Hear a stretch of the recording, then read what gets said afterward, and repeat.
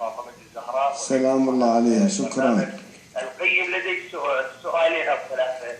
أولا حول قضية شخصية السفياني، هل هو رجل أم حركة؟ هذا السؤال لا رجل. الأول. السؤال الثاني، البعض ينقل أن هنالك رواية حول النهي عن التقليد في كتاب تصحيح الاعتقادات الإمامية، يقول لا تقلدوا في دينكم أو شيء من هذا القبيل، هل صحيح أن هناك هذه الرواية موجودة؟ هذا الثاني. والسؤال الثالث أو التعليق حول الأمر الذي حدث منذ يومين أو تقريبا في هذه الفترة، أنه أراد شخص إحراق البيت أو حرق الكعبة في البنزين، ما هو تعليقكم على هذا الموعد الذي حصل جديدا؟ شكرا.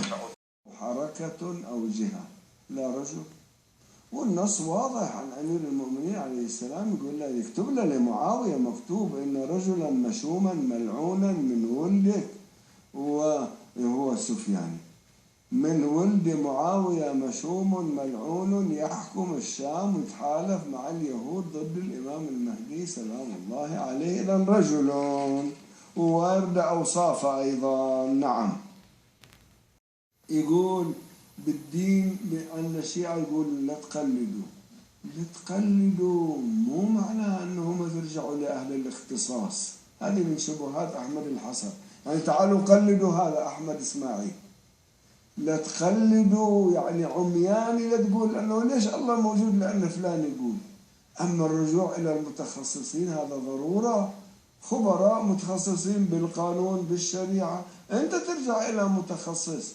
أنت لما تركب طيارة على إيش تعتمد؟ على الكابتن، متخصص هو يسوق الطيارة، سلم له روحك.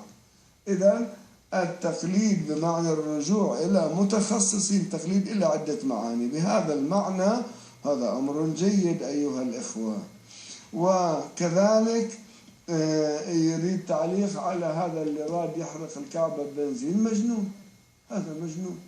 لكن الوهابي يقول يجب أن تهدم الكعبة ويعاد بنائها، هم يقولون هذا الكلام. هدم الكعبة، هدم قبر النبي، قبة النبي صلى الله عليه وآله، هذه من فتاوى الوهابية لابد سامعها. واحد مجنون ويريد يولع بنزين في الكعبة. ما تقدر تعتمد على كلامه عمي، لا ما يصير، ما يجوز. يا تشوفه ما يخالف، شوفه، لكن تصدق وترتب أثر على كلامه ما تقدر، ما يمكن.